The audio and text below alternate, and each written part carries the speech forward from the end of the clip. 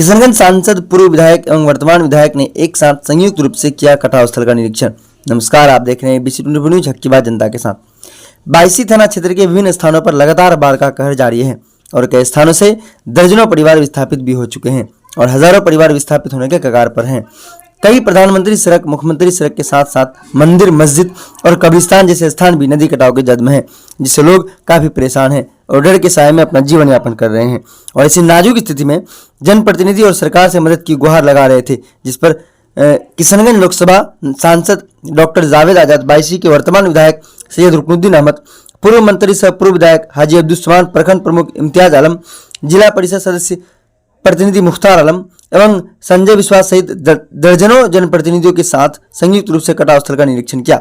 वहीं इस कड़ी में अपने काफिला के साथ किशनगंज सांसद हनीमतोड़ पंचायत पहुंचे, जहां पहुंचकर 2 स्थानों पर परमान नदी द्वारा हो रहे कटाव स्थल का निरीक्षण किया। उसके बाद बायसी के तंजीमुल मुस्लिमीन मदरसे में बैठकर सभी जनप्रतिनिधि के साथ विचार विमर्श कर क्षेत्र में नदी कटान से निजात पाने के लिए कई सारी बातों पर चर्चाएं की। इस कड़ी में पूर्व मंत्री सह पूर्व विधायक हाजी अब्दुस्समान ने नदी कटान के सभी स्थानों की गिनती कराते हुए जर्जर सड़क पर मरम्मती न होने और बिजली की जो लगातार समस्या आ रही है उनसे भी उन्हें अवगत कराने का प्रयास किया।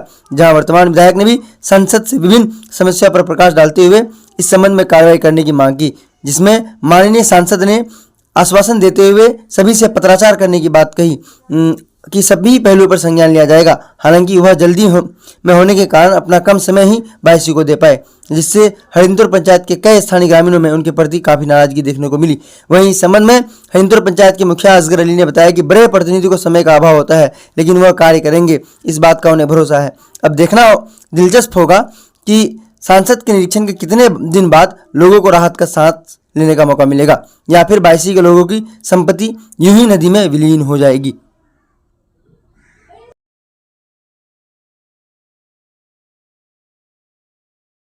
5 साल से यही हो रहा है। क्या 5 साल पहले नहीं आए थे? इससे पहले नहीं आए थे सांसद साहब?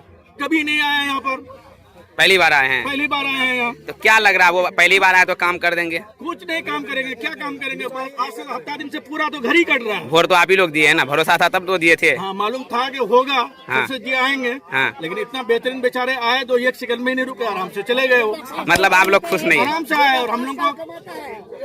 अच्छा निसार साहब, जैसे कि आपके सामने पब्लिक बोल रहा है, इस पे आप क्या जवाब देंगे? आप लोग देखिए, सांसद जी से जो इन लोगों का शिकायत है, सांसद जी बात करने में कम यकीन रखते हैं, काम करने में ज्यादा यकीन रखते हैं। वो काम जितना भी इलाके का प्रॉब्लम है, सारा प्रॉब्लम लिख कर करके आगे पार्लियामेंट में, सरकार में, सब में वो बहुत तेजी से कर रहे हैं। इस आपके द्वारा आप लोगों का निरीक्षण किया गया संयुक्त रूप से, किस किस स्थान पर निरीक्षण हुआ और क्या क्या संज्ञान लिए MP साहब? पूर्णिया जिला का 2 विधानसभा है, किशनगंज जिला का 4 विधानसभा है।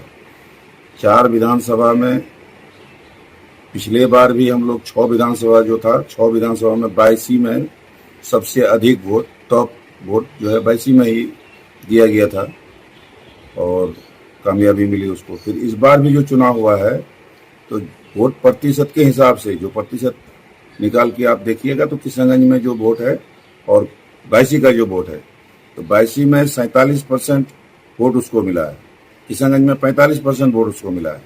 तो आज के डेट में भी इस चुनाव में भी जो है लोकसभा में सबसे टॉप वोट बायसी से, प्रतिशत के हिसाब से बायसी ही है जी। तो उस हिसाब से MP साहब को यहाँ पर प्राथमिकता देना चाहिए, समय देना चाहिए। जो हो सकता है वही होगा, उससे ज्यादा तो कुछ होगा नहीं। दौरा में आए तो बहुत जगह नहीं जा पाए और जहाँ गए भी अगर तो वहाँ टाइम बहुत मुख्तसर दिए, 2-4 मिनट दिए, जो तसफ़ी बख्श टाइम नहीं था। तब फिर वहाँ से आगे जो हम लोग तंजीम में बैठ के जो बताए तो उसमें भी हमने कहा MP साहब से कि काम होना नहीं होना ये अलग बात होती है, लेकिन आप प्राथमिकता दीजिए बायसी को और बायसी में समय दीजिए और यहाँ की समस्या को देखिए, सुनिए। यहाँ 54 जगह अभी नदी कटाव हो रहा है, महानंदा कनकई परवान नदी से। तो 54 जगह तो जाना संभव है नहीं, लेकिन 54 जगह का नाम हम देंगे आपको, तब ना आप 54 जगह का आप प्रोसेस कीजिएगा। और विधायक से भी कहा गया कि आप समय पर जो है इसमें मैंने लगिए और समय में लग करके जो है अस्थायी समाधान का।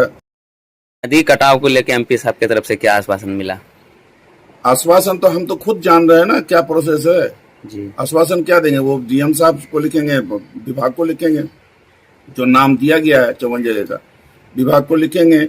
और लिखने के बाद जो अगर डीएम अनुशंसा कर दे, डीएम चूंकि आपदा में जो फ्लड फाइटिंग होता है तो उसका अनुशंसा जरूरी होता है और विभाग का भी जरूरी होता है। विभाग अगर लिख दे तो फिर सरकार से परमिशन मिल जाए तो अभी कुछ फ्लड फाइटिंग का भी काम हो सकता है। और अस्थाई डीपीआर जब बन जाएगा बाढ़ के बाद, सैलाब के बाद, उस डीपीआर पर जब काम होगा तभी जो है वो काम अस्थाई काम होता है। तो हम लोग यही चाहेंगे कि बोल्डर जहां जहां इमरजेंसी है वहां बोल्डर लगा दिया जाए, जहां जहां कुछ कम है वहां पर जियो बैग का करेटिंग कर दिया जाए। और जो फ्लड फाइट इसका महानंदा बेसिन वाला जो स्कीम, जो गलत स्कीम बना था, उसको हम लोग चाहते हैं, अभी भी चाहते हैं कि उस पैसे से आप नदी किनारे बोल्डर कीजिए या फिर आरसीसी दीवार बनाइए, जैसे भी हो नदी कटाव को रोकिए। नदी कटाव अगर नहीं रुकेगा तो गांव तो कोई बचेगा ही नहीं। धीरे धीरे कई गांव विलीन होते जा रहे हैं। हाँ, और विस्थापित जो हो रहा है उसको जमीन भी नहीं मिल रही है, उसको मुआवजा भी नहीं मिल रहा है, सैकड़ों घर विस्थापित है। ऐसे में जो हरिंदौर पंचायत पहुंचे थे एमपी साहब, वहाँ बहुत सारे लोग उनका विरोध करने लगे आने के बाद कि वहाँ देखना था, निरीक्षण करना था, पूरी तरह नहीं किए, कम समय में निकल गए। उस पर आप देखिए, ये तो स्वाभाविक है कि मतलब जनप्रतिनिधि पर हक रहता है तो बोलता है ये लोग, लेकिन सच्चाई ये है कि जनप्रतिनिधि को सिर्फ एक इंफॉर्मेशन होना चाहिए और जनप्रतिनिधि को ईमानदारी से लिखना चाहिए प्रशासन सरकार को, और ईमानदारी से वहां पैरवी करना चाहिए। एस्टीमेट तो इंजीनियर बनाता है ना, एस्टीमेट तो एमपी या एमएलए नहीं बनाएगा। हम ही लोग कहीं जाएंगे तो हम लोग तो एस्टीमेट नहीं बनाएंगे, एस्टीमेट तो एग्जीक्यूटिव ही बनाएगा, जेई ही बनाएगा, एई बनाएगा। एस्टीमेट वो लोग बनाएगा, डीपीआर बना के वो लोग सरकार को प्रस्तुत करेगा। तो दो काम है, एक हमको जानकारी हो गई तो हमको लिखना जरूरी है, और जब हम लिख दिए तो डीपीआर बनना जरूरी है। डीपीआर बन गया तो डीपीआर के बाद पैरवी जरूरी है। ये जब तक नहीं होगा तब तक कोई काम नहीं हो सकता है। और ऐसा कोई नहीं समझे कि जहां जिस गांव में नहीं गए एमपी साहब या जिस गांव में कम समय दिए तो वहां का काम नहीं कम होगा, ऐसा नहीं है। हमने दोनों को कहा है, विधायक जी को भी कहा है, एमपी साहब को भी कहा है कि आप इसका स्थायी डीपीआर बनवा करके अस्थायी पर इसको लग करके माननीय जल संसाधन मंत्री से हो या मुख्यमंत्री से हो, जैसे भी हो, लग करके इस काम को जो है अस्थायी समाधान करवाइए। यहाँ के लोगों को, 22 के लोगों को कब तक इससे निजात मिल जाएगा? ये तो बहुत बड़ा मामला है। ये निजात जब तक भारत सरकार का राशि यहाँ नहीं आएगा तो खाली बिहार सरकार की राशि से ये संभव नहीं है। लगातार क्षेत्र में नदी कटान से लोग परेशान हो रहे हैं, लोग कई परिवार विस्थापित भी हो चुके हैं। अभी सरकार की तरफ से राहत के रूप में नहीं कुछ पहुंचा है। कब तक लोगों को इंतजार खत्म हो जाएंगे? देखिए, सबसे पहले तो असामयिक बाढ़ से 22 विधानसभा क्षेत्र के 52 प्लेसेस कट रहे हैं, जिसका हम लोगों ने जिला पदाधिकारी पूर्णिया को 13 जून को भी दिया था और 5/7 को भी जिला पदाधिकारी महोदय पूर्णिया के यहाँ हम लोगों ने जो दिया था उसको एग्जीक्यूटिव इंजीनियर फ्लड को उन्होंने कम्युनिकेट किया है। और एग्जीक्यूटिव इंजीनियर फ्लड कंट्रोल से लगातार रास्ता में है, संपर्क में है। कुछ जगह पर फ्लड फाइटिंग का काम भी हो रहा है और पानी घटने के बाद कुछ जगहों पर कार्य प्राथमिकता के आधार पर कराया जाएगा। आज हम लोग पूरे 22 के विभिन्न कटाव स्थल का दौरा किया है। अभी जो आगामी 22 तारीख से जो विधानसभा का सत्र है उसमें हमने अपने क्वेश्चन में कि विस्थापित परिवारों को पुनर्वास की व्यवस्था और जो कटाव पीड़ित परिवार है जिसको सरकारी अनुग्रह सहायता राशि मिलती है, तो उसमें डीएम साहब को लिस्ट भी उपलब्ध कराया गया है विभिन्न गांवों का और विस्थापित परिवारों का। और हमें लगता है कि शीघ्र उस पर, चूंकि पूर्णिया जिला के रुपौली में विधानसभा चुनाव होने के कारण आदर्श आचार संहिता लागू था, इसलिए बहुत कार्यों का क्रियान्वयन नहीं हो पाया है। 2-3 दिन के अंदर जो बाढ़ से कटाव निरोधक कार्य है और जो विस्थापित परिवार है और जो कटाव पीड़ित परिवार है उसके लिए शीघ्रातिशीघ्र व्यवस्था कराने की हम लोग सरकार से भी मांग किए हैं और संबंधित पदाधिकारी को लिख के भी दिए है। अभी मौजूदा बाढ़ में कुछ नेता जो कभी सामाजिक और सोशल कार्य में अभी रुचि नहीं लेते हैं, उन लोगों को एक अच्छा अवसर मिल गया है जनप्रतिनिधियों की शिकायत करने की। तो मैं ऐसे नेताओं को कहना चाहूँगा कि उपदेश देने से अच्छा उपदेश का स्वयं पालन करना होता है। और 22 विधानसभा क्षेत्र पूर्वतः बाढ़ से प्रभावित रहा है और एक इतिहास रहा है कि पूर्व के जमाने में भी हमारा ताराबाड़ी, लौटियाबाड़ी, खपड़ा, हरिंतोर, चहट, गोआगांव, खुटिया, बागडोग, उज्जैन कटता रहा है। हम लोगों 1980 से ऐसी स्थिति देख रहे हैं, लेकिन सरकार द्वारा गजट में इन नदियों के नहीं रहने के कारण यहाँ बोल्डर प्रोटेक्शन वर्क नहीं हो रहा है। तो हम चाहेंगे सरकार से कि महानंदा जैसी नदी, परवान जैसी नदी और कनकई जैसी नदी को गजट में शामिल कराया जाए और नदियों को सीधा किया जाए और संबंधित गांव जहां कटाव हो रहा है उसमें वाल का काम किया जाए और प्रोटेक्शन बॉर्डर पिचिंग का काम किया जाए। सांसद जी आए हुए थे हरिंतोर पंचायत में निरीक्षण में। काफी लोग विरोध कर रहे थे, नाराजगी जता रहे थे कि वो वहाँ लोगों को आश्वासन नहीं दे पाए, लोगों से बात नहीं किए और कटाव स्थल का अच्छी तरह से निरीक्षण नहीं किए। देखिए, चूंकि पार्लियामेंट का सत्र है और सांसद जी कटाव पीड़ित जगह पर जाना था हमको, और वो चांदपुर, भसिया, फैजी टोला, डगरहा और भिकनपुर भी गए थे और मड़वा का विभिन्न कारणों के, उनकी अपरिहार्य कारणों से उसका प्रोग्राम उन्होंने स्थगित किया और हरिंतोड़ भी गए थे।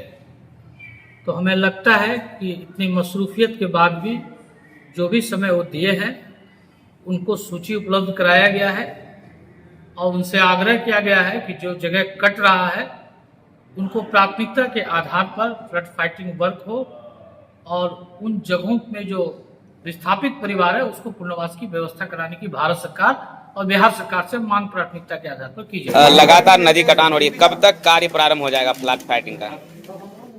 देखिए भाई, बारिश शुरू होने से पहले भी हमने दोनों डीएम साहब से बात किया था, अनुरोध किया था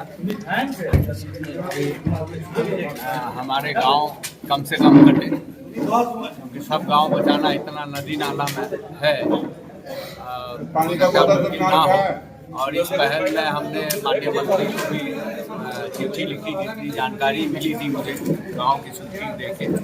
अभी भी हम लोग घूम रहे हैं और जानकारी ले रहे हैं और काम चल रहा है, लेकिन जिस तरह का काम हम लोग चाहते हैं वो सरकार नहीं उपलब्ध करा पाती। इसके वजह से परमानेंट सोल्यूशन नहीं हो पाया। आप लोग जानते हैं कि पिछले 5 साल में हमने दर्जनों बार महानंदा बेसिन को लेके हमने जो तटबंध है उस पर या तो कंक्रीट वॉल या बोल्डर पिचिंग की मांग की है और ड्रेजिंग की मांग की, लेकिन ये जो मौजूदा सरकार है, चाहे बिहार की हो या भारत सरकार की हो, ये टालने का पॉलिसी करती है। डेवलपमेंट का या गरीबों के हित में जो कार्य है उस पर उनका ध्यान कम। बहुत बहुत शुक्रिया। हम खाते हैं।